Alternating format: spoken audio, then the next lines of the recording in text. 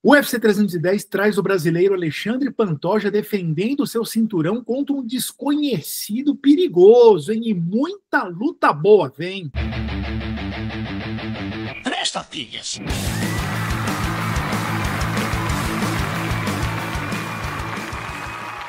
Cavaleiros e Brutamontes, donzelas e desdonzeladas, eu sou Fabiano Rampazzo, pisando no octagon de 3 tapinhas mais uma vez o UFC 310, o último UFC numerado do ano. Tem Pantoja, tem Rakhmonov, tem Ciryl Gane, tem Kron Gracie, tem muita luta divertida, hein? Deixa já seu like aqui porque ele ajuda a gente. Estamos sempre no YouTube, sempre no Spotify. Alô, amigo caminhoneiro. E bora começar já direto aqui na pergunta capiciosa. Já vamos entrar de sola no UFC 310. Olha a risada do malvado aí para ele. MMA Meloto, a Wikipédia do MMA, o maior repórter de MMA deste Brasil varonil.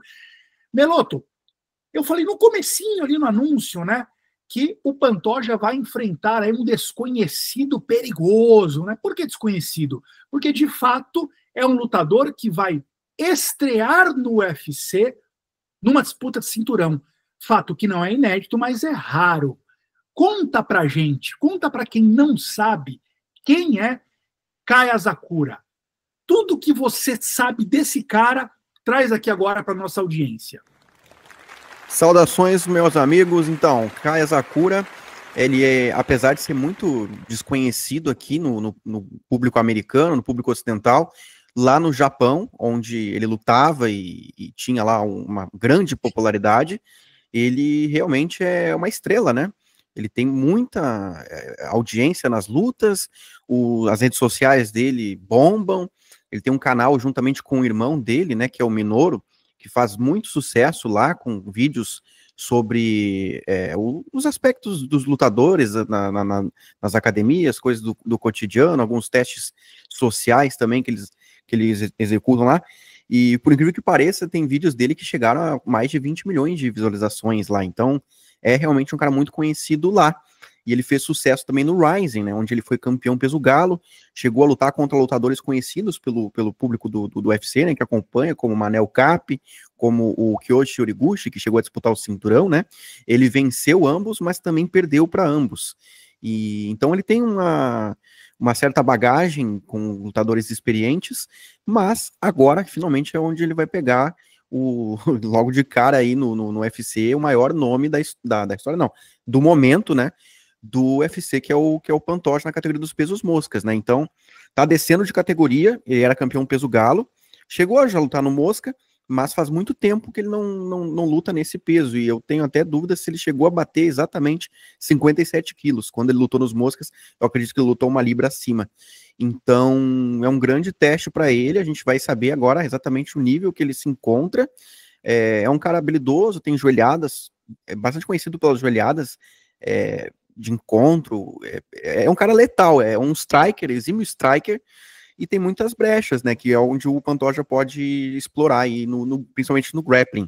Então, esse é o Kai Asakura, um cara muito popular no Japão, foi campeão lá, mas agora vai ser o grande teste, né, o primeiro grande teste da carreira dele, em termos de elite no UFC, até porque antes ele lutava no ringue, né, agora ele vai lutar no octógono. Ô Meloto, obrigado por essa resenha maravilhosa aí, apresentando o Kai Asakura. Deixou até a gente com mais água na boca para ouvir a análise da luta principal que o nosso Capitão Carisma vai fazer daqui a pouco. Aliás, por falar em Capitão Carisma, por falar em análise de luta, bem-vindo, meu grande amigo João Menegari Barbi, a essa edição de podcast. Olha aí o malvado sorrindo para você, já chega respondendo. E veja bem, né? A minha pergunta capciosa para você não dá nem para chamar de capciosa. É uma pergunta generosa. Eu estou sendo generoso, não só com o senhor, mas com a nossa audiência. A luta co-principal, Shavkat Rakhmonov versus Ian Garry, merece uma análise do nosso capitão, hein? Merece uma análise. Então, eu chupinhei essa pergunta capciosa para convidar o Barbie a resenhar, a trazer uma análise dessa luta com o principal, que para muita gente é a luta mais importante desse evento. Tem muita gente mais interessada em assistir essa luta do que a disputa de cinturão, que também está bem interessante, hein? Entre o Pantoja e o Kei Asakura. Aliás, está aqui uma pergunta capiciosa para o senhor, Barbie. Entre essas duas lutas, qual luta, se você tivesse que perder uma por algum motivo de trabalho, qual luta você escolheria para assistir ao vivo? Responda isso, já dizendo, por favor, quais são as armas que Shavkat Rakhmonov vai trazer para vencer Ian Gary. Por favor, Capita, bem-vindo. Muito obrigado, meu querido colega Rampazzo. Eu vou te dizer que eu concordo com as pessoas que eu acho a luta do Rakhmonov contra o Gary mais interessante. Eu posso estar enganado, mas acaba sendo muito aquela coisa de que essa luta do Asakura tem tantos parênteses no desafiante que acaba se tornando um pouco menos atrativa para mim. Claro que tem aquela coisa do desconhecido. E eu conheço o Asakura, sabe? Já vi várias lutas dele, já passei muita raiva com ele, porque ele nocauteou meu garoto, que hoje é Horiguchi, depois foi nocauteado por ele também. Mas acaba que tem muito essa questão de, tipo assim, o nível de competição que ele estava enfrentando no Japão, e ele não era exatamente um cara consistente entrando no Rizin. Calma, que a análise dessa luta o senhor vai fazer daqui a pouco. Já entendi que essa luta é a menina dos seus olhos desse evento. Vamos lá, daqui a pouco a gente vai falar dessa luta. Capita, o que o Rakhmonov vai trazer para vencer o Ian Gary? Não, só o que eu estava tentando explicar era porque que essa luta tem alguns empecilhos que atrapalham o meu entusiasmo por ela. Enquanto a luta do Rakhmonov contra o Gary, cara, essa é uma luta excelente entre um cara que muito possivelmente é o melhor lutador da categoria. Eu acho que nós todos aqui imaginávamos que o Rakhmonov terminaria o ano como campeão, ou pelo menos que já teria disputado o título, e deveria estar disputando o título agora, tá lutando com o Ian Gary, que tá entrando aí de última hora, e, cara, essa luta é interessantíssima, né, porque apesar do Ian Gary não ter tido as performances que a gente esperava, ou pelo menos eu esperava nas últimas lutas, ele vem vencendo, e vem vencendo de formas bem estratégicas. Ele pode não ter feito mais do que o arroz com feijão, mas ele venceu caras extremamente perigosos, sem passar um aperto muito grande. Pegou o Geoff Neal, travou na grade, ganhou os rounds, acertou mais golpes, venceu a luta. Pegou o Michael Page. Foi balançado pelo Geoff Neal, hein, Barbie? Cara, mas o que eu vou te falar assim, ser balançado pelo Geoff Neal, o Rakhmonov também foi. E muito pior. O que eu quero dizer aqui é que o Gary, ele meio que fez o que ele precisava fazer nas lutas dele. O que, como eu estava comentando com o Meloto antes da gente começar a gravação do podcast, não é uma coisa que me faz colocar muita fé assim nele, né? Porque a gente está colocando ele contra um cara que definiu todas as lutas. Rakhmonov definiu todas as lutas que ele fez, seja por finalização ou por nocaute. Então, se a gente está falando de nível de performance, eu acho que não tem como você ser melhor que isso, né? O cara que pegou os adversários e ou nocauteou ou finalizou, todos, literalmente. E tipo assim, alguns deles pela primeira vez. Foi o primeiro cara a finalizar o Stephen Thompson, por exemplo. Eu acho que o que o Ian Gary traz, principalmente para essa luta, é o sistema dele de trocação. Ele é um cara muito alto, um cara muito comprido, ele tem boas joelhadas, ele tem um belo controle de distância, bons chutes também. O Rakhmonov, ele é um cara com uma trocação um pouco mais entortada nesse aspecto. É um cara que confia mais no queixo, que gosta muito da curta distância, mesmo sendo um cara muito grande. E eu acho que essa luta, mesmo que não seja uma coisa bem mais com muito mais nuances do que o que eu vou dizer agora. Não fala o palpite ainda. Não vou falar não. É só pela questão do casamento estilístico, porque eu acredito que tem mais nuances do que o que eu vou falar, mas eu acho que, essencialmente, ela é um trocador contra um grappler, porque o Rakhmonov, cara, ele não é um trocador de distância. Mesmo quando ele tá em pé, ele gosta de entrar no clinch, ele gosta de agarrar o adversário para desferir joelhadas, para trabalhar o boxe sujo, para conseguir quedas a partir dali. Ele é diferenciado em termos de ground and pound, e os ataques dele de finalização também são excelentes. Claro que ambos têm muitas qualidades, no aspecto que não é o melhor deles nessa luta. Por isso que eu falei que tem muito mais nuances do que isso. Mas eu acho que tem um caminho muito certo para essa luta aí para o Gary, que é na trocação. E tem um caminho muito certo para essa luta ser tranquila para o Rakhmonov, que é conseguir jogar essa luta no chão. Ou pelo menos conseguir encurtar a distância com consistência para poder trabalhar no clinch. Que apesar do Gary se dar bem nessa área também, eu não acho que ele tenha nem de longe a categoria, a pressão e o volume que o Rakhmonov impõe. Eu acredito que essa luta deve se desenrolar dentre essas linhas aqui. Como eu falei, eu não acho nem que o Rakhmonov seja tão ruim em pé a ponto que a luta seja dada para o Gary se ela transcorrer nessa área. Também não acho que o Gary seja tão ruim no chão a ponto que caiu no chão, acabou a luta. Mas eu acho que existe uma vantagem de cada um nessas áreas que eu citei. Barbie, excelente análise dos dois cenários, dos dois lutadores. Agora eu vou te fazer uma pergunta. Não só o palpite, né, quem você acha que vence, mas vence como? Você está imaginando, então, qual dos dois jogos prevalecendo, que visualização que você faz da luta, e como que você acha que essa luta vai ser definida? O meu palpite aqui vai ficar com o Rakhmonov, o favorito, e o favorito por larga margem, inclusive, porque eu acho que a questão é que o Ian Gary traz em pé acaba pecando um pouco na questão do poder de definição e da imposição de jogo, principalmente nesse nível mais alto. Você citou aqui a luta contra o Geoff Neal e até mesmo a luta contra o Michael Page, que ele teve que recorrer ao jogo de grappling para vencer a luta. Novamente, méritos para ele. Ele venceu, mas agora ele está dependendo disso contra um cara que não só pode lidar com esse tipo de coisa, mas também apresenta um poder de definição maior, até possivelmente maior do que o dele mesmo em pé, mesmo que a técnica não esteja lá. Então acaba que fica muito a impressão que o Gary tem que ser perfeito nesse aspecto. Ele tem que controlar a distância muito bem ao longo de muitos rounds.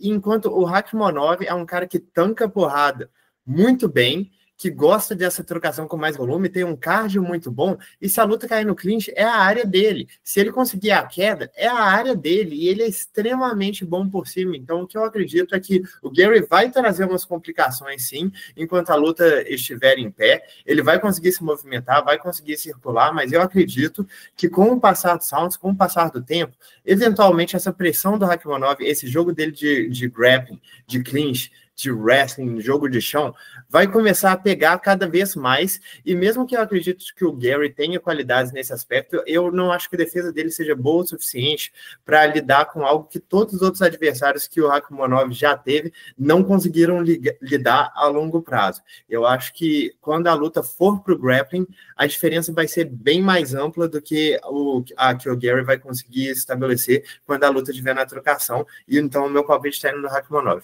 Devidamente anotado por todos nós, capitão. E quando a gente for ler o card, quando o Meloto for ler o card principal, vai ter uma polêmicazinha aí. Segurem, cavalheiros e donzelas. E bora pro Rampazzo Reage. Rampazzo Reage? Bom, Rampazzo Reage vai resgatar aqui os comentários da nossa edição especial de Três Tapinhas, em que falamos sobre MMA e mulheres no MMA, né? Falamos sobre Amanda Nunes, sobre o Casey Borg, quem é a Gold, e não teria como deixar de trazer para essa leitura aqui os comentários da Célia Alves, que é uma das raras mulheres que com frequência comenta aqui, né? Diz que não perde um evento do UFC, e inclusive fã do Marco Ruas, do Rickson Gracie, né? Então, assim, é de carteirinha, fã de MMA de carteirinha, pregressos ao UFC, inclusive.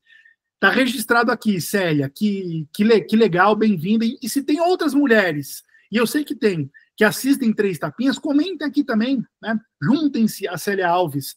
E, por fim, um comentário, esse, sim, mais difícil de ser lido e digerido, mas é para isso que esse quadro existe, né?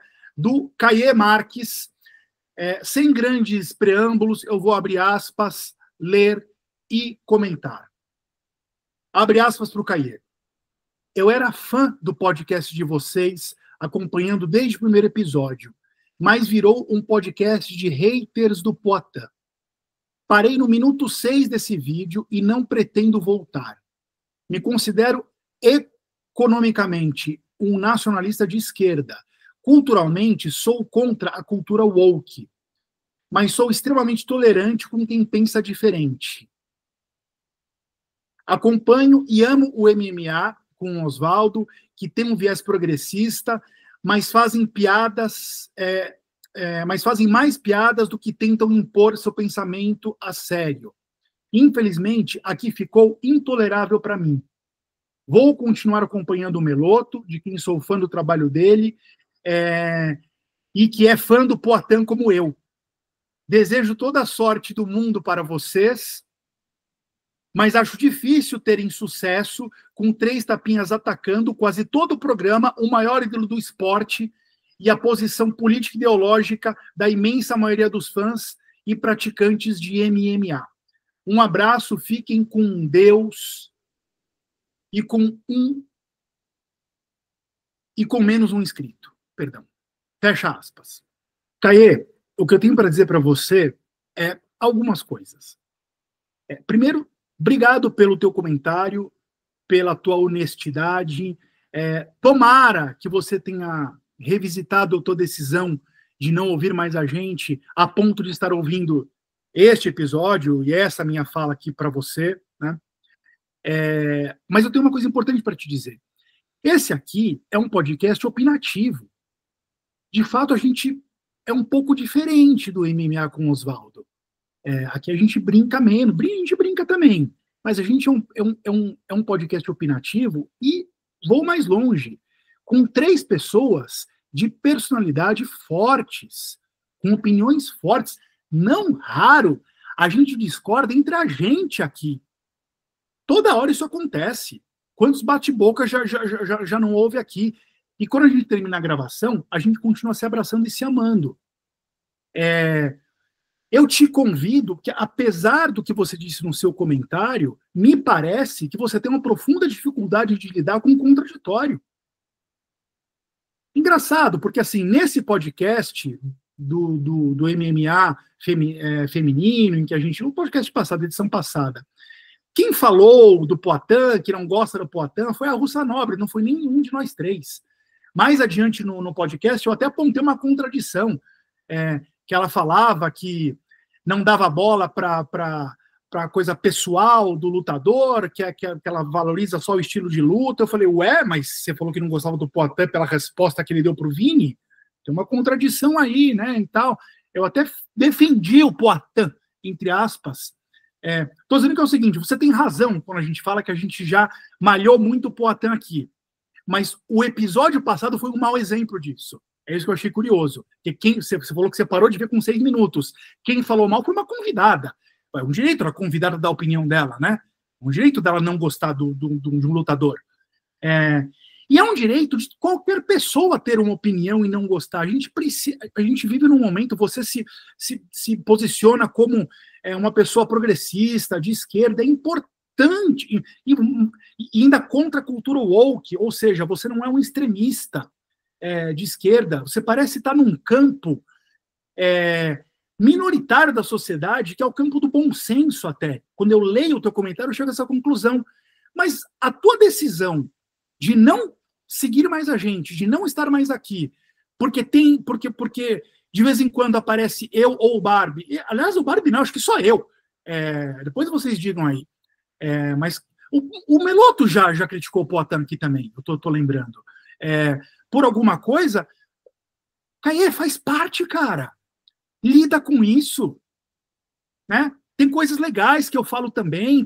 Você não vai concordar com tudo. Nunca. Nem em 3 tapinhas, nem em lugar nenhum. Se é um podcast que as pessoas não se posicionam, ficam em cima do muro, fica fácil. Mas se é um podcast que as pessoas dão opinião, não tem como dar match em tudo. Isso vale para todos vocês, cavaleiros e brutamontes, donzelas e desdonzeladas. Não, este é um podcast que a gente traz opinião. Não dá para agradar todo mundo, nunca isso vai acontecer. É por isso até que existe o Rampazzo Reage, em que eu faço questão de trazer os comentários contraditórios. Recentemente teve alguém aqui, para de ficar dando palco para hater. Eu discordei. Não é palco para hater. Quem discorda de mim não é hater. O Caê, para mim, não é hater. Não é. Torço muito para que você esteja ouvindo. Você costuma comentar, sempre comentários inteligentes, pertinentes. Só me resta torcer. A sua audiência é uma audiência qualificada e que eu espero que continue por aqui. É isso, mas, cara, abra um pouco mais o teu coração para o contraditório. Tudo bem alguém... O que é uma loucura. Olha a frase que eu ia falar. Tudo bem alguém não gostar do Poatan. Tudo bem, faz parte. O que é bizarro, porque eu amo o Poatan. eu amo, assim, tá entre os 3 lutadores mais excitantes do MMA para mim hoje. Se não for o primeiro.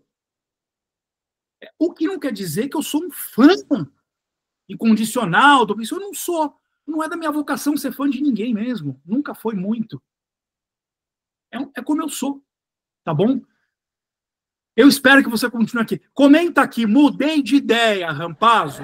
Você é um mala, mas eu mudei de ideia e continuo aqui. Eu vou ler você de novo no próximo podcast. Espero que isso aconteça. Um grande abraço. E bora voltar a falar de UFC 310, Pantoja versus Asakura.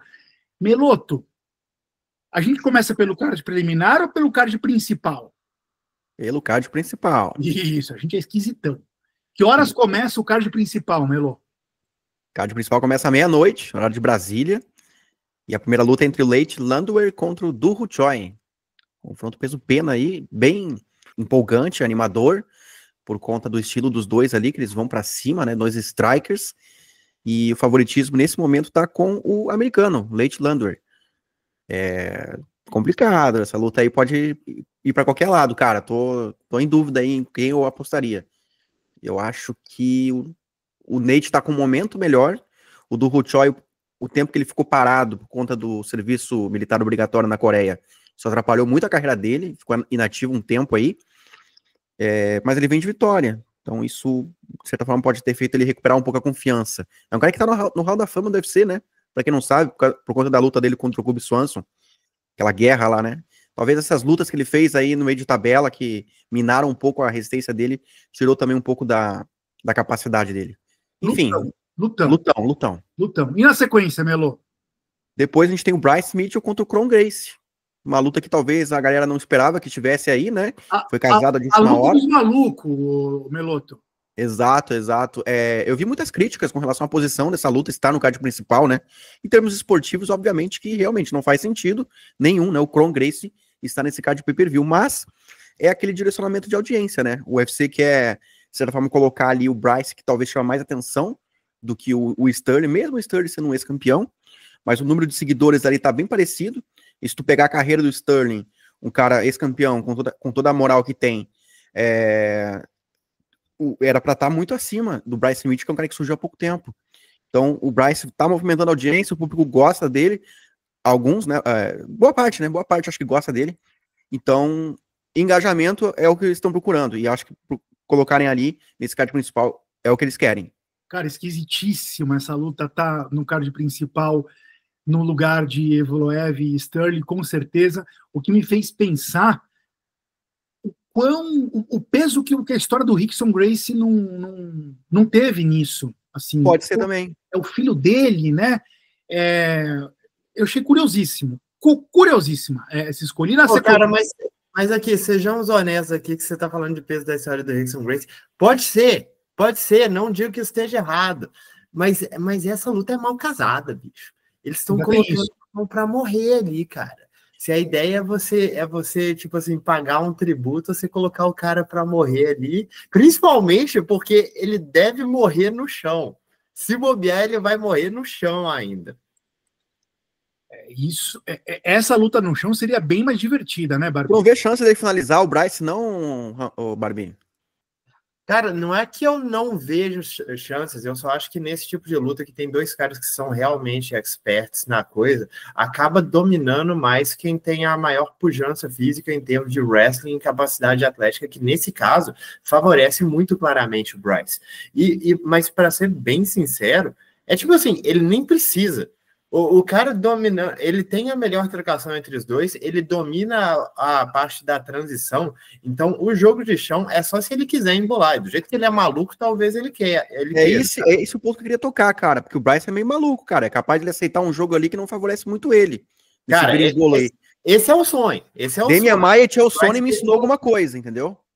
Pois é, o sonho é isso que você falou, é que o Bryce queira embolar a luta no chão, e tipo assim, eu não falei isso nem como torcedor, é mais porque a luta seria mais interessante, porque o Bryce tem vários caminhos bem seguros para vencer essa luta, sabe? Mas o jogo dele, em teoria, não é o seguro. E a terceira luta do card principal, Meloto, qual que é? Bom, essa é Cyril Gane contra Alexander Volkov, né? Uma revanche. Cyril Gane venceu a luta entre eles em 2021, venceu em luta de 5 rounds, todos os rounds praticamente ele venceu, e agora chegou a hora da revanche. O Volkov evoluiu, mostrou evolução. Não sei se é a ponto de vencer o Cyril Gane. Eu tô bem confiante na vitória do francês, não sei vocês. Eu concordo com você, Barbie. Concorda com o Meloto? Cara, eu acho que assim, mesmo com o Volkov tendo essa evolução, eu acho que essa é uma revanche muito esquisita, bizarramente casada, que se o Gane ganhar, não leva ele para muito longe, e se ele perder, embola ainda mais a categoria. Eu acho que isso aqui é uma consequência direta de todo esse problema que está acontecendo no topo mesmo da categoria, mas... Eu vi algumas pessoas falando que o Gane, aliás, desculpa, que o Volkov usou quedas nas últimas lutas. Ele evoluiu no grappling, né, por ter finalizado o Taito Iwasa. Mas, cara, eu tenho olhado as estatísticas dele aqui, ele não quedou ninguém de 2019 para cá. Então, que evolução foi essa? Seria uma surpresa ele quedando o Gane, né? Vamos descobrir. O sábado tá chegando. O Meloto, chegamos então aqui no Common Event, que o Barbie já fez a análise dele, explicou pra gente, né, as possibilidades do que a gente deve encontrar ou pode encontrar nessa luta e deu o palpite dele. Eu falei que até uma polêmicazinha aí guardada, que é o seguinte, cara. Primeiro, eu quero só fazer um comentário rápido. Todo mundo fugindo do Shavkat Rakhmonov. Todo mundo.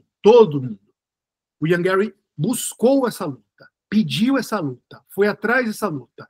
Isso, para mim, tem um valor muito grande. Já começo a gostar mais desse lutador, bem mais do que eu gostava. Já gostava. Começo a gostar bem mais. Isso, para mim, tem um peso muito grande. Eu até comentei no podcast passado que eu comecei a virar ídolo da Amanda no coração quando ela foi atrás da luta contra a Cris. Todo mundo foge, o lutador, e aparece um lutador que quer aquela luta. Ele perdendo ou ganhando já está no meu coração. E tem um QI de luta muito alto, o Ian Machado Gary. Meu palpite, no nosso palpitão ali do canal Contragolpe, é Ian Gary por pontos. E você, Meloto, vai comigo ou vai com o Barbie? Não, eu vou de Rakhmonov. Eu acho que é outro... É quase outro patamar, cara. Eu considero o Rakhmonov um fenômeno. Ele tem um domínio, uma dominância no grappling absurda. É muito letal em pé também. Ele não é à toa que ele finalizou e nocauteou todo mundo que pegou até agora. Então, eu considero ele superior. Eu acho que ele vai mostrar as fraquezas do Ian Gary. Quando essa luta ir pro agarra-agarra ali, eu acho que o Rakhmonov vai mostrar a superioridade dele. Eu queria só falar eu queria só falar uma coisa que eu concordo muito com o que o Rampazzo falou, no sentido que a gente tem que dar valor para o que o Ian Gary está falando, porque ele está matando a bucha no peito. Ele não precisava. Ele estava na cara do gol de uma forma ou de outra, tipo assim, talvez mais uma luta para a disputa de cinturão, talvez, se essa luta não caísse de bandeja para ele depois que Rakhmonov enfrentasse o Belal. Ele matou a bucha no peito. A gente tem que dar valor para esse tipo de coisa.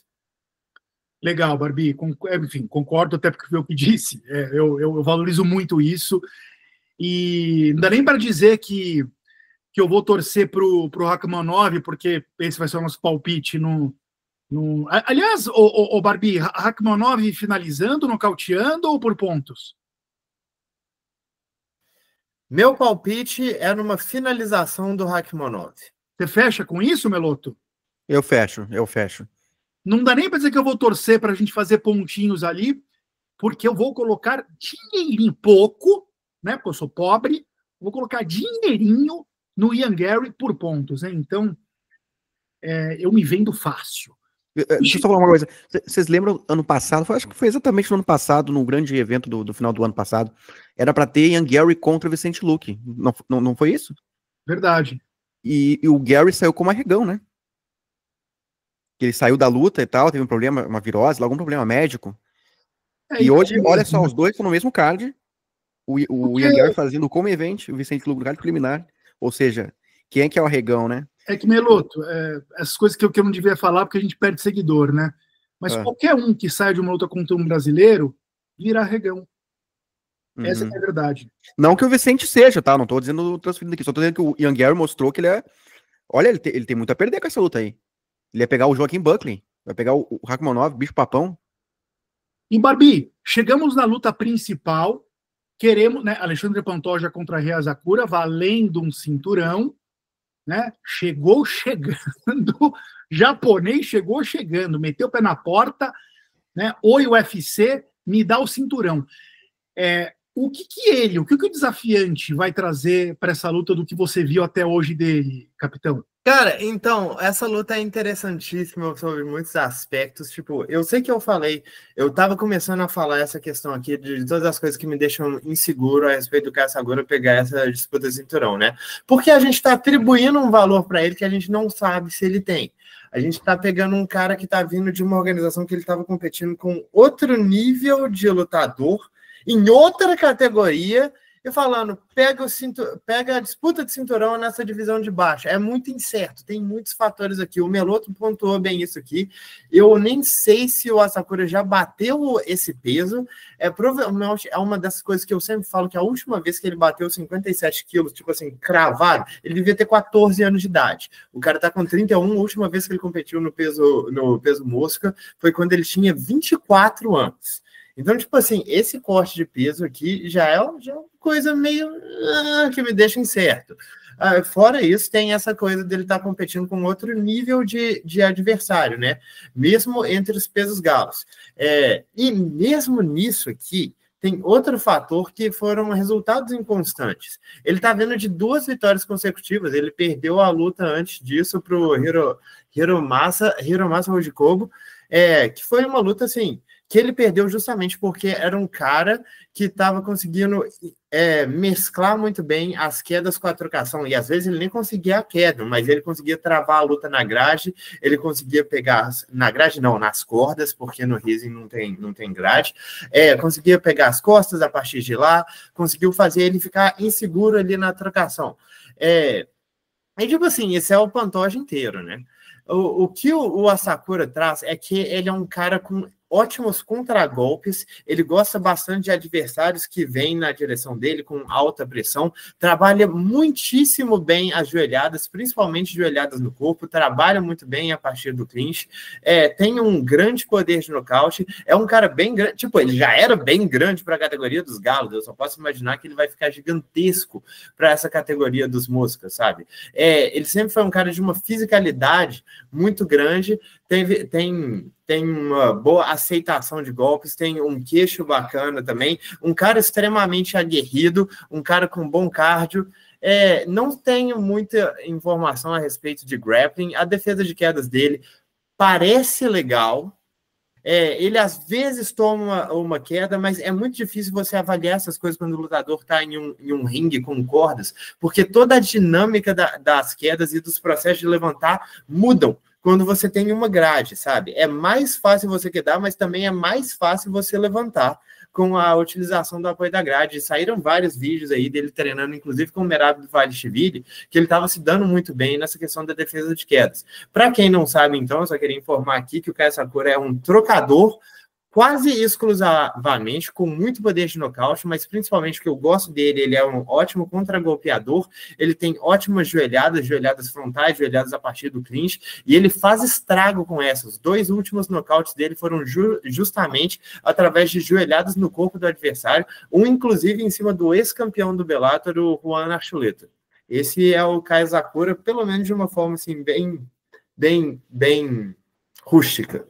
Rústico é um adjetivo que eu consigo encaixar também no Pantoja, hein, Barbie? Não sei se você concorda. Relembre aqui os nossos seguidores. Será que o Caê ainda está entre nós? Quem é Pantoja? Que armas que ele traz para colocar o Asakura no seu devido lugar? É muito interessante você falar isso, porque eu considero que o Pantoja é tão polido no chão quanto ele é rústico em pé, sabe? A luta chega no chão, cara, ele é top 3 pegadores de costa de todo o UFC. O cara faz mágica no chão. faz mágica mesmo. E aquela coisa que ele parece entrar num estado de espírito diferente quando ele tá no chão, que o cansaço parece não bater mais tanto.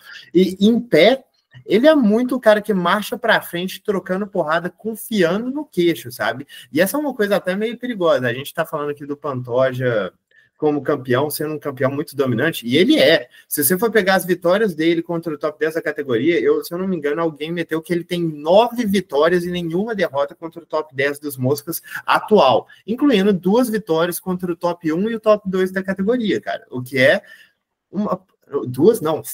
cinco vitórias. Eu queria dizer 2 contra cada, mas é 2 contra o Brandon Royval, 3 contra o Brandon Moreno. Isso é insano, cara. Isso é insano. É um nível de dominância estabelecido tão rapidamente, assim, é sem precedentes, eu vou dizer até.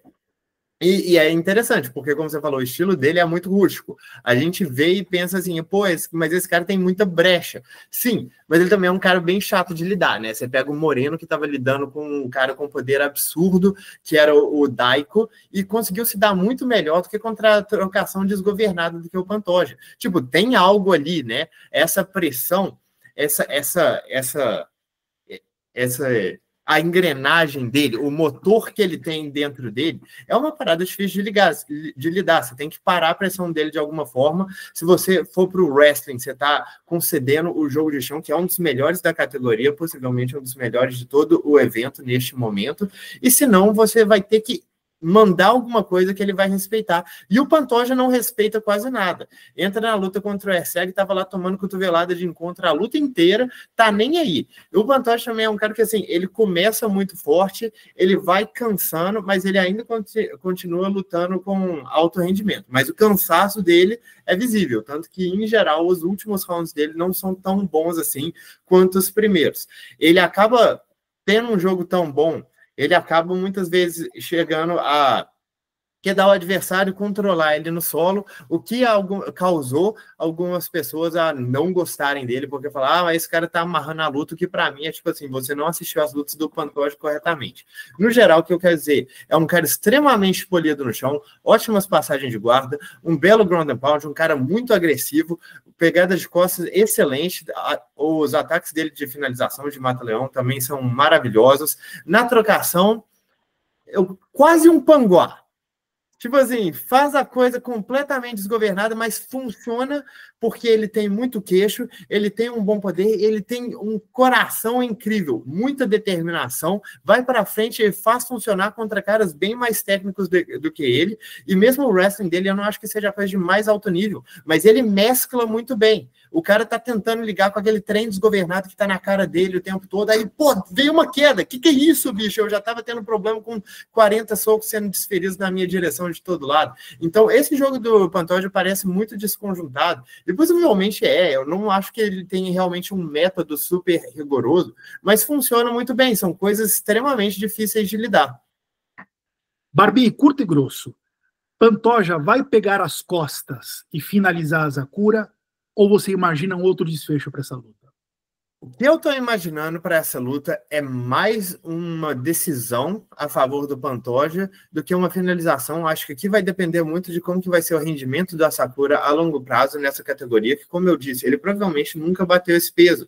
Provavelmente só bateu esse peso quando ele estava em processo de crescimento. Qual que é o negócio aqui? O negócio é que o jogo de um casa muito bem com o jogo de outro, e isso funciona para os dois lados. Um é um cara que gosta muito de contragolpear trens desgovernados, mas acaba que quando ele não acerta o contragolpe, ele toma alguns golpes em sequência, acaba caindo no clinch, não tem uma defesa de quedas das melhores e se perde um pouco quando o adversário consegue combinar as entradas de queda com a trocação.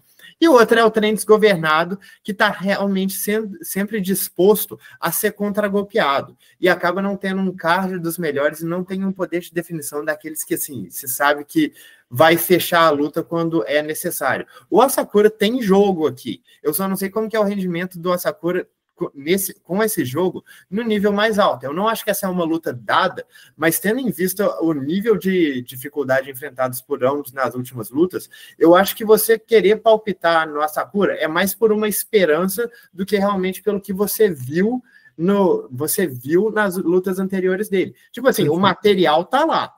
mas é um material contra outro nível de competição, em outra categoria, em outro lugar, em outro tempo, sabe? 2 lutas atrás, como eu falei, ele estava sendo dominado por um cara que, na minha opinião, o Pantoja não deve absolutamente nada para ele.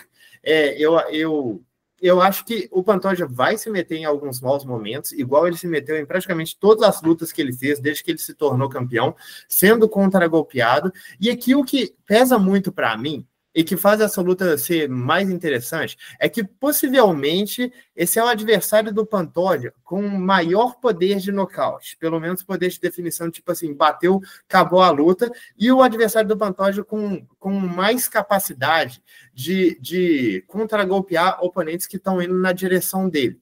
Isso aqui, para mim, é o que torna essa luta interessante, porque esse é o jogo do Kaya Sakura. Ele se complica quando ele não consegue definir a luta nesse golpe, quando o adversário continua entrando, quando o adversário consegue embolar. Mas o que o Pantoja, em geral, passa problema com é o que o Kaya Sakura faz por princípio. Porém, da outra forma, também, o que o Pantoja faz complica o Kaya Sakura desde sempre. Eu acho que o Pantoja é obviamente favorito, é uma questão de jogo, é uma questão de nível de competição, mas eu não acho essa luta dada de forma alguma. E o seu palpite é o Pantoja por ponto, certo? O palpite é Pantoja por pontos. Perfeitamente. Eu peço toda vez, toda quinta-feira, e você nunca faz. Compartilhe este vídeo com alguém, uma pessoa só, vai, manda para alguém, ajuda a gente a ganhar inscritos, por favor, mande alguém que conhece o Caê aí, mande esse vídeo para ele voltar a seguir a gente, por favor. Meloto, conta alguma coisa que a gente ainda não sabe sobre esse evento. Bom, o Conta Meloto de hoje vai trazer aqui um pequeno apanhado aqui de algumas notícias interessantes sobre esse evento. A primeira é a respeito do Shavkat Rakhmonov. Ele revelou em uma entrevista aí ao Submission Radio que quando a luta dele contra o Belal Muhammad caiu, o UFC ofereceu 3 nomes para ele enfrentar. Primeiro o Kamaru Usman, depois o Colby Covington, e o terceiro o Carlos Prates, né? Depois sim que veio o Ian Machado Garry, né? Que no caso foram 4 no total. Os 3 primeiros recusaram, e aí acabou que não aconteceu, né? Ele vai enfrentar aí o Ian Machado Garry. O Rakhmonov também revelou que ele já fez sparring com o Ian Machado Garry, né? Treinaram juntos, e um desses sparrings aí, né? Que teve grappling também, ele fez o Garry dar os 3 tapinhas. Finalizou o Garry, segundo ele. O Garry que vai estar com o Charles do Bronx no corner, no sábado, nesse evento aí. Tem o sonho de se tornar bicampeão do UFC, no caso, duplo campeão, né? Ele tá planejando aí agora, depois de vencer o Shavkat, lutar pelo cinturão dos meio médios, contra o Belal Muhammad, que já voltou a treinar aí, já tá pronto para lutar aí contra o vencedor, e depois subir pro peso médio e lutar contra o Khamzat Chimaev. Esse é o desejo dele, de fazer isso logo já, não esperar muito. A lá Conor McGregor, né? Quando ganhou o cinturão da categoria dos penas, subiu e disputou o cinturão da categoria de cima. E aí agora a respeito da luta do Pantoja, né? O Pantoja, enquanto tem uns caras aí que estão pensando em subir de categoria e lutar pelo cinturão de cima, o Pantoja mudou de ideia. O Pantoja já não quer mais isso. Ele queria quando era o Sean O'Malley, o campeão, né, dos pesos galos, mas agora o foco dele é o peso mosca mesmo, ele quer continuar fazendo história nessa categoria. Então, assim, quem tá pensando que ele pode se tornar um duplo campeão, pelo menos por agora, não é o desejo dele. Embora se o UFC oferecer uma luta contra o Dvalishvili, ele aceitaria, né, mas não é o foco dele. Para quem não sabe, o Pantoja tá invicto contra quase todo o top 10 dos pesos moscas, 9-0. Ele está se pegarem uma relação só de top 10 da categoria. E a respeito do Kaya Sakura, né, como eu comentei antes, um cara super popular, vídeos dele aí que chegou a mais de 20 milhões de views no YouTube. E olha só que dado interessante com relação a essa popularidade dele. No canal dele no YouTube, vídeos com acima de 1 milhão de views. Ele tem 170 vídeos com acima de 1 milhão de views. Em comparação com outras estrelas do UFC, o Poatan tem 6, o Adesanya 27, o O'Malley 5. Enfim, é um cara muito popular aí onde ele vivia, né? E ele tá planejando aí ser campeão, obviamente, né? E o UFC, para ele, vai ser bom pro UFC. Ele acha que vai ser ótimo pro UFC se ele se tornar campeão, e convenhamos, né? Nós aqui achamos isso também, que o UFC deseja que o Pantoja perca o cinturão no próximo sábado. Eu não tenho a menor dúvida disso, mas eu concordo com a análise do Barbie. Acho que o UFC vai ficar querendo. Vai dar pantoja também nisso. A gente está fechado nós três. E vamos agora para o card preliminar. Melotíssimo, que horas começa o evento? Que horas que a gente devemos estar sentado na frente da TV?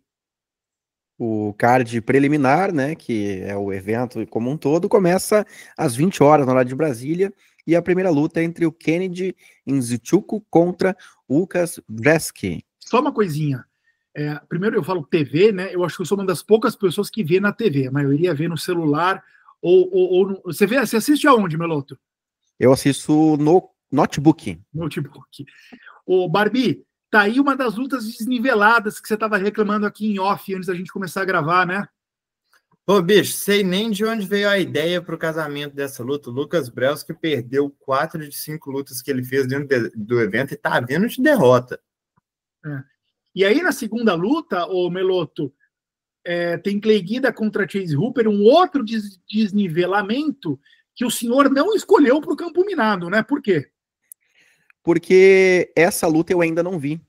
E a luta que eu escolhi, eu já vi uma primeira luta. Então, eu quis confiar no que os meus olhos me mostraram. Mas eu concordo. Essa também é desnivelada. O Clay Guida, acho que até no auge do Clay Guida, de repente, eu apostaria no Chase Hooper, porque o jogo acho que não casa muito pro Clay. O forte do Clay é levar pro chão, onde é o forte do Hooper. Muito bom nessa arte aí, né? E na sequência, Melo? Aí uma luta mais equilibrada, ou não?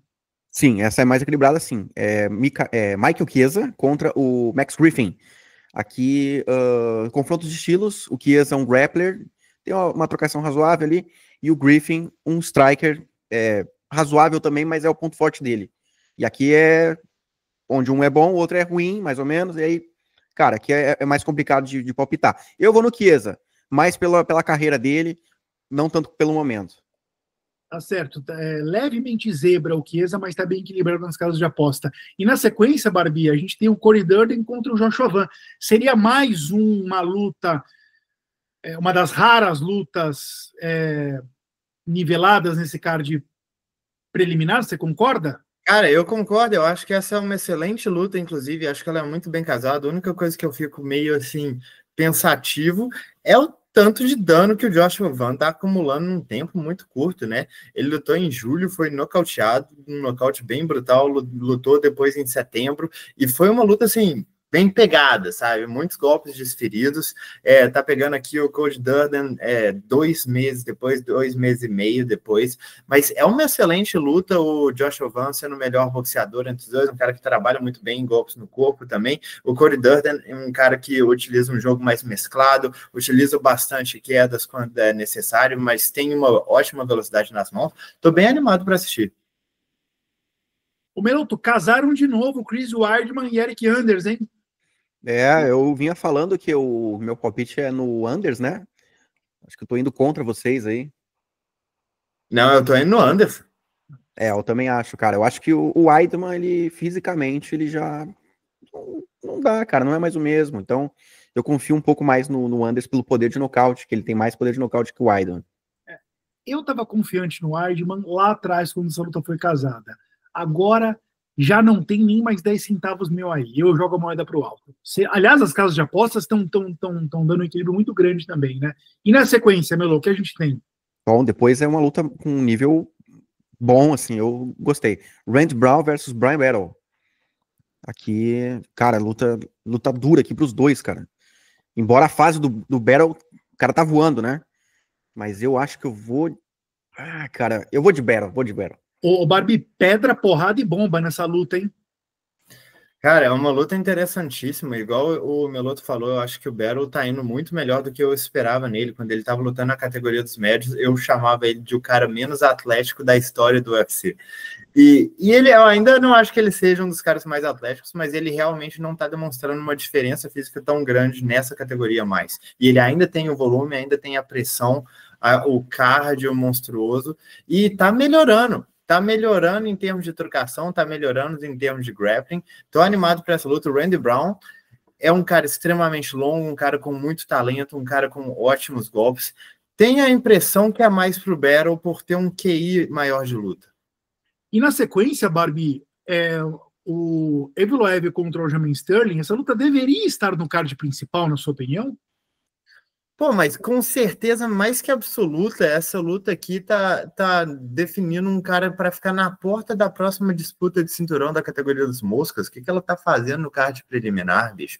Evloev tá aí invicto com uma sequência absurda de vitória dentro do UFC. O Sterling, ex-campeão mundial, subindo de categoria, já subiu dominando um top 10.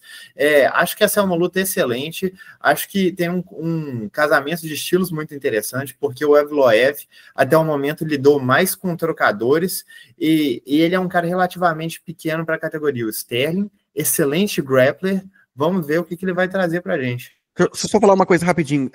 Quem aplaudiu a demissão do Mohamed Mokaev, agora tem que ser coerente aí, não pode criticar isso aí, viu? Que essa é a tendência do UFC atualmente, eles não vão mais dar muitos holofotes para lutadores com esse estilo. Grapplers, verdade. Bem pontuado, enfim. Ninguém de nós três aqui aplaudiu a demissão do Mokaev. Rapidinho, a gente passar. Rapidinho. Palpite para vocês dois nessa luta. Evloev.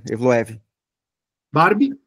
Eu tô pensando em Sterling, para ser sincero. Tá maluco? Batata. Vai ficar para mim a batata. Pô, cara, o Evloev, cara, essa luta não vai pro chão. A gente briga depois. A gente briga depois lá no grupo.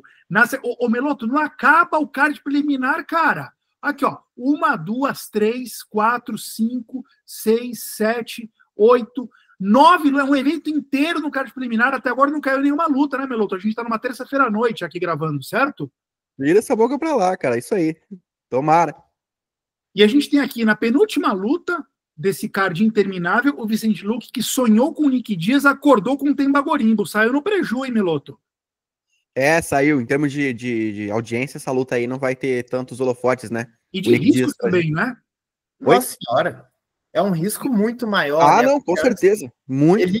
Ele ia pegar um cara que nem entende mais onde é o chão, onde é o céu. Ia entrar na trocação franca e ia morrer, sabe? Agora ele tá pegando um cara em plena ascensão que está evoluindo bastante, com alto QI de luta.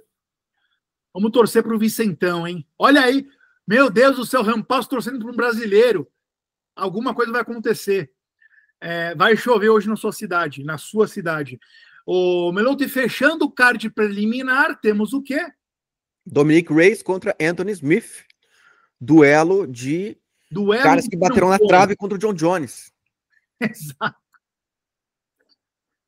Bom, tá aí o Dominic Reyes com um favoritismo considerável até nas casas de aposta, né? Vocês concordam?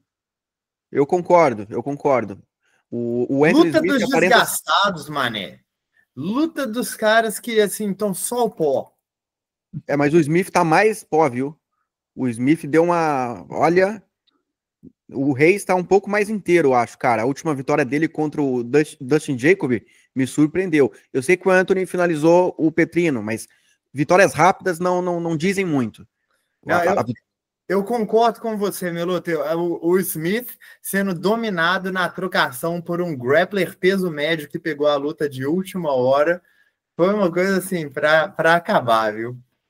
Ó, chegamos ao final da leitura do card preliminar, né? Uma hora tinha que terminar. E desembocamos nele, no campo minado. Campo minado. Bom, vamos recapitular. A gente recapitulou já na última edição os nossos palpites do UFC Petr Yan versus Deiveson Figueiredo, em que Meloto foi de Loner Kavanagh vencendo José Uchoa e acertou. Barbie foi de Petr Yan vencendo Deiveson Figueiredo e acertou. E eu errei. De vez em quando isso acontece, né? E olha o que vai acontecer, né? A chinesa Wan Kong perdeu, foi nocauteada, uma zebríssima, pela Gabi Fernandes. Vitória da Gabi, em que pese, que vai me fazer pagar um mico aqui agora. Eu fiquei muito feliz por ela, né? Uma história de vida difícil que ela vinha enfrentando, com perdas pessoais, e parte de mim ficou até emocionado com a vitória dela. Então eu vou pagar este mico com gosto e vamos para ele. Bom, o mico que essas duas bestas humanas escolheram aqui para mim, né, foi o Barbie, né, com um sorriso no rosto, né, minha vez agora de tentar passar um trote em alguém. Vamos ver se vai dar certo.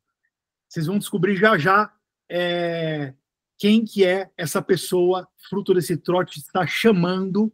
Viva a voz, por favor.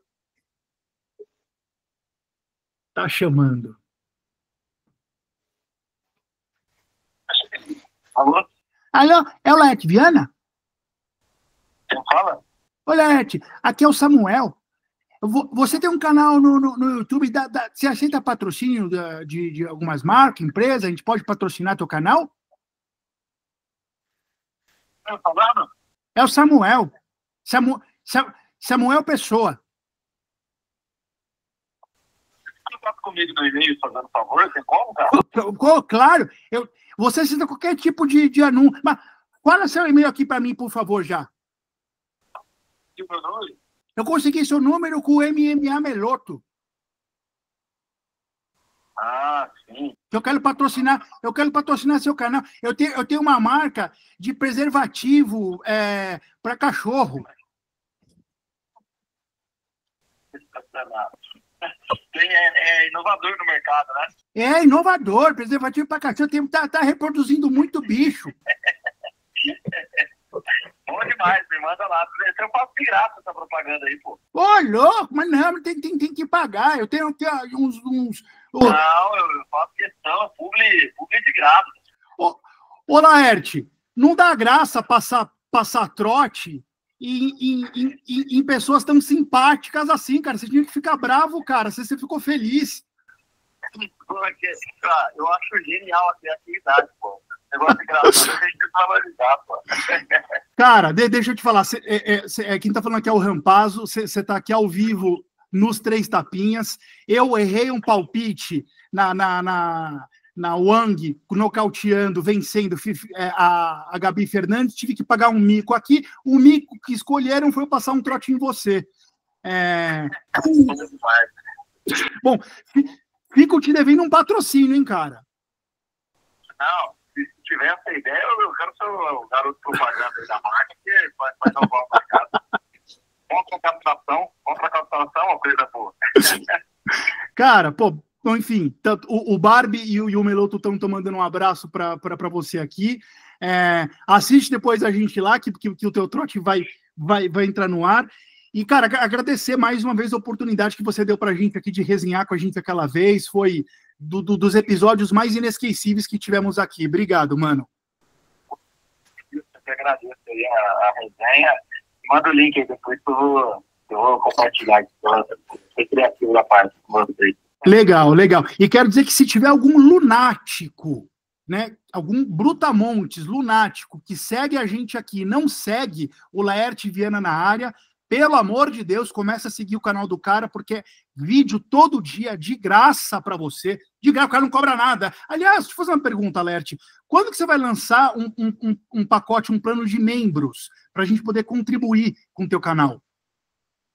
Cara, é uma pergunta que eu recebo bastante, mas é que já dá muito trabalho fazer as questões diárias, os vídeos diários, tudo que eu faço sozinho ali.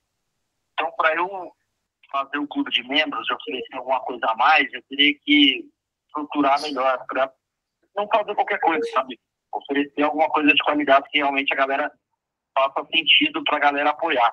Então eu tô segurando ainda esse plano, essa ideia, mas quem sabe em 25 agora eu consigo tirar do papel. Mas é uma ideia assim, mas eu preciso primeiro estruturar melhor a parada, sabe? Nesse sentido. Tá certo. Assim que você lançar, Rampazzo vai ser o seu primeiro contribuinte. Vou virar membro com orgulho.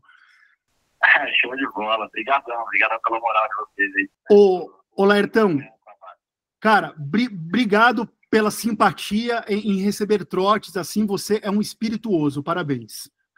Valeu. Valeu, negão. Um abraço. Demais. Missão dada, missão cumprida. Parabéns, cara. Valeu.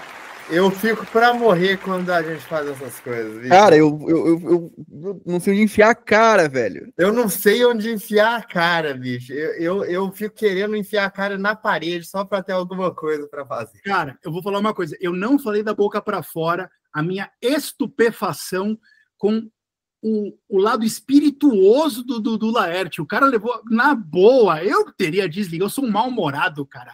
Eu teria desligado na cara. Samuel Pessoa é uma ova. Laerte, maravilhoso. Laerte Viana na área. Repito o que eu falei. Se tiver algum louco aqui que assiste a gente não conhece o canal do Laerte, de novo, é vídeo, é informação em tempo real, é um concorrente do Meloto, hein? Estamos aqui divulgando, porque é os dois ali, cabeça a cabeça. Tem alguma novidade, o Laerte vai lá e sapica um vídeo. Pode seguir o canal do cara que vale muito a pena. E o mico está pago. Assistam de novo a esse mico, porque não voltarei a pagar mico tão cedo, hein? E seguindo aqui no campo minado, né, a gente tem agora os palpites nossos para esse evento UFC 310. Começo eu já. Eu estou indo, né? Por favor, Kennedy Nzechukwu, não me decepcione, não quero mais passar trote tão cedo, vencendo o Lucas Bresk. Esse é o meu palpite. Qual que é o teu, Meloto? O meu é no Cyril Gane vencendo o Volkov. É só fazer o que você já fez, cara. Você sabe o caminho das pedras. E você, Barbie? O meu tá indo no Bryce Mitchell vencendo o Kron Gracie, e agora vocês me deixaram meio pensativo, né? Os dois terraplanistas, vamos ver.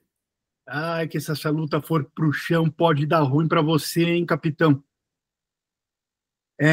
Bom, confira nos stories, caso você não tenha anotado, qual foi o palpite do Meloto mesmo e tal, relaxa, né? Lá nos stories, @3tapinhas, a gente publica toda quinta-feira para você printar e, se desejar, fazer uma postinha ali, uma múltipla nos 3.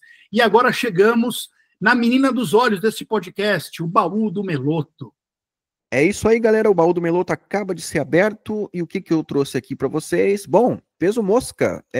O baú hoje vai focar nos campeões, galera. Todos os campeões da história desse peso dentro do UFC, né? Claro que teve ali uma pré-história, dá para dizer assim, antes do UFC, com outras organizações sediando as principais lutas desse peso, mas aí a lista vai ficar muito grande. Então, hoje eu vou focar aqui somente nos campeões do UFC e seus feitos, né? As suas defesas de cinturão, para a gente comparar até aqui como é que tá a questão dos números, né?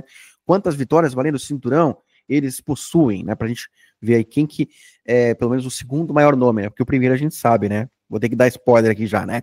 Demetrius Johnson, sim, o primeiro campeão da história dos pesos moscas do UFC em 2012, em um torneio envolvendo 4 lutadores, né? Incluindo ele foi lá e venceu esse torneio, se sagrando o primeiro campeão da história do UFC nos pesos moscas, categoria até 57 quilos, venceu Ian McCall e venceu Josep Benavides, onde ali ele se sagrou campeão em 2012, né? Primeira defesa de cinturão, emendou ali John Dodson. Segunda, John Moraga. Depois, Josep Benavides de novo, Ali Bagaltinov, Chris Cariaso, Kyoshi Horiguchi, John Dodson, Henry Cejudo, Tim Elliott, Wilson Reis e Ray Borg. 11 defesas de cinturão consecutivas, um recorde no UFC, ou seja, 12 vitórias valendo o cinturão, né? Considerando também a conquista dele. Um grande campeão, dificilmente vai ser alcançado, né? E vocês vão perceber o porquê, porque, de novo, né, os números mostram isso. E o campeão que veio depois dele foi Henry Cejudo, que o destronou, finalmente. Depois ali de 12 vitórias pelo cinturão, o Henry Cejudo tirou o cinturão do Demetrius e o expulsou para o One Championship, né? E aí o UFC foi lá e trouxe o Ben Askren no lugar do Demetrius. Que negócio bem feito, hein? De certa forma até foi bom para você, né? Porque promoveu ali o Roy Masvidal por tabela. Mas enfim, galera, o Henry Cejudo, né, que havia perdido para o Demetrius Johnson em uma das 11 defesas de cinturão, depois foi lá e vingou aquela derrota. E aí, né, tentou iniciar um reinado ali que não durou muito, porque ele defendeu o cinturão somente uma vez contra o TJ Dillashaw em uma super luta, né? Mini super luta, dá para dizer assim. E conquistou ali essa vitória, essa primeira e única defesa de cinturão dele contra o campeão da categoria de cima, que caiu no doping depois, né, ficou 2 anos sem lutar, enfim, nunca mais foi o mesmo. E aí, galera, o Cerrudo anunciou a aposentadoria, abdicou do cinturão ali, deixou ele vago, achando que o UFC ia correr atrás dele, né? No fim das contas, quem correu atrás de quem aí foi o próprio Cerrudo, depois para tentar se tornar campeão de novo. Mas o que aconteceu depois disso? Deiveson Figueiredo herdou o cinturão do Cerrudo, ganhou do José Benavides, né? Teve uma vitória já antes contra o Benavides ali, que ele não bateu peso, e aí depois sim ele venceu o Benavides de novo e conquistou o cinturão dos pesos moscas, primeiro brasileiro campeão da história dos pesos moscas do UFC, hein? Não foi o Jussier Formiga, como muita gente esperava que fosse acontecer, né? Eu era um deles. Antes do UFC criar a categoria dos pesos moscas, o Formiga chegou a ser o número 1 do mundo, para quem não sabe, mas no UFC não conseguiu mostrar essa mesma força, né? E aí o Deiveson vencendo o Benavides, galera, depois ele defendeu o cinturão contra o Alex Pérez e defendeu contra o Brandon Moreno, só que foi um empate, né? E esse empate já acendeu um alerta, né? Ih, rapaz, surgiu um cara duro aí também contra o Deiveson. Dito e feito, né? Na revanche, o Brandon Moreno ganhou do Deiveson e tirou o cinturão do brasileiro, que depois recuperou na primeira defesa de cinturão do Brandon Moreno. O Deiveson ganhou do Moreno em uma decisão. E aí, galera, o que aconteceu?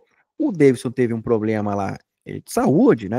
Enfim, problema de lesão, e o UFC criou uma disputa de cinturão interino entre o Brandon Moreno e o Kai Kara-France. E aí, o Moreno ganhou esse cinturão interino. Mais uma vitória aí para conta do Moreno, né, com relação à disputa de título. Interino, mas conta. E aí, o que aconteceu? Unificação, né? Deiveson de um lado, Brandon Moreno do outro de novo. A quarta luta entre eles. O que aconteceu? Moreno venceu o brasileiro. E aí se sacramentou como campeão da categoria. O Deiveson subiu de peso. No fim das contas, não rolou mais a quinta luta, né? Que ainda bem, né? E aí, só que o que aconteceu depois? Aí você já sabe, né? O homem que vai fazer a luta principal desse evento desse sábado, Alexandre Pantoja, venceu o Moreno pela terceira vez, porque já tinha vencido antes, tá? No TUF, depois, durante a jornada deles no UFC também venceu o Moreno de novo, e na trilogia, né, dá pra dizer assim, ganhou do Moreno de novo e ganhou o cinturão dos pesos moscas, se tornando o segundo brasileiro campeão da história da categoria. E a primeira defesa dele foi contra o Brandon Royval, que era um cara que ele já tinha vencido antes, e a segunda defesa contra o Steve Erceg, né, um cara que caiu de paraquedas ali, dá pra dizer assim, embora seja bom, é um cara duro. Bom, galera, então aí foi encerrada a jornada de todos os campeões dos pesos moscas até o momento, né, até o momento que a gente está gravando esse vídeo, e no próximo sábado a gente vai ver aí Alexandre Pantoja contra Kai Asakura, mais uma defesa de cinturão brasileiro, será? Será que vai vir? E antes disso, né, só para a gente não deixar passar batido, como é que ficou aí a questão dos números, né, de vitórias valendo o cinturão dos pesos moscas? Quem que tá em primeiro lugar? Que dúvida, né? Demetrius Johnson com 12 vitórias valendo o título, tá? Em segundo lugar, nós tivemos um empate, galera, entre 3 nomes, sim, olha só. Deiveson Figueiredo com 3 vitórias valendo o cinturão, assim como Brandon Moreno e assim como Alexandre Pantoja, né? Considerando, claro, que eu tô contando junto aí o cinturão interino dos pesos moscas, que o Moreno venceu contra o Kai Kara-France, quase que eu falei Kai Asakura. E a vitória também, galera, a vitória não, o empate, eu não contei, tá? O empate do Deiveson contra o Moreno, eu não contei como defesa, aliás, eu não contei como vitória, obviamente, pro Deiveson, tá? Agora, se vocês quiserem contar só defesa de cinturão, aí dá pra colocar o Deiveson aí na frente dessa galera. E depois o Henry Cerrudo com 2 vitórias, né? Não sei se eu consegui ser claro, tentei explicar bem aí para vocês. E isso tudo que aconteceu aí, né? Tudo, a gente pode ser talvez pouca coisa, né?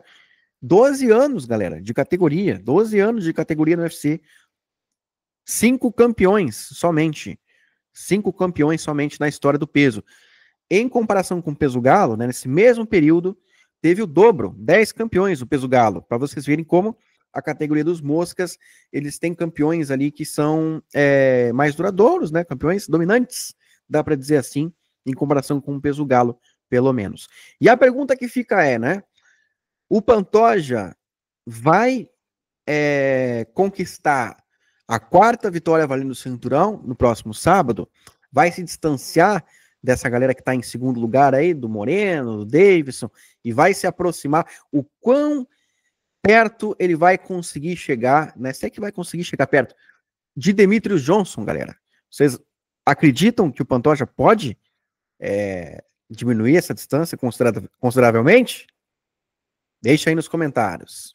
Obrigado, Meloto. Que maravilha esse remember do peso mosca, né? Onde o Demetrius Johnson brilhou, reinou por tanto tempo. Quem sabe se o Pantoja vencer o Asakura, ele começa a assanhar um caminho parecido com o DJ, hein?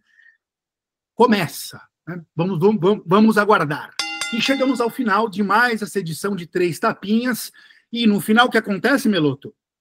Tapas na cara ou nas costas. E qual que é o seu, Meloto? O meu vai ser um tapinha na cara do Nick Diaz, porque, cara, que decepção, velho. Esse cara, eu gostava muito dele, eu assisti as lutas dele no Strike Force, ele fez história lá, foi campeão da organização, né? Antes mesmo no Pride ele já tinha feito lutas incríveis, né? Lutou contra o Takanori Gomi, enfim. Uma lenda do MMA, chegou no UFC, fez um certo barulho também. Aliás, antes, durante os primórdios, ele atuou já no UFC também, teve um nocautaço contra o Rob Lawler, né, inclusive, mas aí depois a fama dele veio com as lutas com o Georges St-Pierre, né, ali naquela época, quando ele venceu o BJ Penn também, lutou com o Anderson Silva, enfim, e de lá pra cá o cara simplesmente desapareceu, caiu no doping, teve problema, assim, com isso, mas ele poderia ter feito um pouco mais, cara, ficou devendo aí nesse final da carreira dele, e agora, de novo aí, cancelando luta, né, fazendo a galera criar expectativa de novo com ele, mais uma vez decepcionando. Não sei o que ele tá passando, não divulgaram ao certo os problemas que ele tá passando, mas, cara, a gente tem que criticar pelo menos o lutador aqui, né, a carreira dele deixou a desejar, então meu tapinha hoje vai na cara do Nick Diaz, queria ver ele nesse evento e não vou ver. Não só isso, mas também o cara virou um esfarelado completo, né? O que deu aí, que eu vi recentemente, é que ele colocou coisa no site dele, que tipo assim, você paga uma certa quantia, ele te manda uma mensagem falando qualquer coisa, dessas coisas que a galera famosa fala, eu mando uma mensagem de feliz aniversário, mando um parabéns pro seu filho, sei que lá. E a galera tava reclamando que eles faziam o pagamento pro Nick Diaz e estavam recebendo um filme que só tinha tela preta e barulho de fundo, e ruído. Um monte de gente falando isso. O cara esfarelou completamente. Ô, Barbie, aproveita que você abriu o Your Mic. E qual que é o teu tapinha? Cara, o meu tapinha... O meu tapinha, senhores, como sempre, vamos fazer isso aqui, tradicionalismo aqui. O meu tapinha vai nas costas da Dakota Ditcheva, para quem não sabe, porque aqui a gente fala majoritariamente de UFC e tem que ser mesmo, é a principal organização do planeta, mas a Dakota Ditcheva é a mulher que ganhou recentemente o torneio dos pesos moscas femininos da PFL, mais nova milionária, e eu vou dizer para vocês, ela é hoje uma das 5 melhores lutadoras do planeta, e eu falo sem erro, cara. A pessoa tem 14 lutas dentro do MMA, são 14 vitórias, 12 delas por nocaute, em uma categoria que não é muito conhecida por nocautes, sendo que o último deles, em cima da Taila Santos, cara, a Taila ficou a isso aqui de destronar a pessoa que é atualmente a campeã das moscas do UFC. Atualmente! Tipo assim, e ela foi completamente destruída pela Ditcheva. Uma trocação do mais alto nível, e ela também faz várias coisas tão interessantes, várias coisas que eu gosto de ver, são o trabalho de golpes no corpo, as joelhadas, o boxe dela. Eu acho que as últimas 5 lutas dela foram todas definidas por golpes no corpo, e, tipo assim, vocês sabem que o seu capitão ama isso. Mais do que isso, só cotovelo. E ela trabalha cotovelo muito bem também. Enfim, essa mulher aqui é o maior prospecto que surgiu no MMA feminino na última meia década. Falo sem medo de errar. Olho vivo aqui, senhores. Tava nas costas dela. Anotadíssimo, Barbie. Missão dada, missão cumprida. Vamos acompanhar essa lutadora. E eu vou arregar que nem você, Barbie. Eu vou de tapinha nas costas de quem dele? Do Caê Marques. Por quê? Porque eu vim do futuro e descobri que o Caê Marques não deixou de seguir a gente, né? Ele deixou de seguir, mas ele voltou a seguir a gente, ouviu esse podcast aqui, né? Evidentemente que esse é um pensamento desejoso, né? Na verdade, eu não vim do futuro, mas eu estou querendo acreditar nisso, porque, Caê, eu sou um humanista. Eu acredito fundamentalmente no ser humano. Eu sou um humanista. Um dos meus cineastas preferidos é o Frank Capra. Procurem filmes deste cineasta maravilhoso. Eu sou um humanista. Então, Caê, eu sei que você não nos deixou. Meu tapinha, meu abraço vai em você. Volte aqui para comentar, para reclamar de mim, para falar que a gente é tudo doido, que a gente só mete pau em ídolo, a gente precisa do contraditório, a gente se alimenta e evolui com isso. É isso, senhoras, senhores, cavaleiros e brutamontes, donzelas e desdonzeladas. Até quando? Até a próxima quinta. Beijo. Presta, filhas.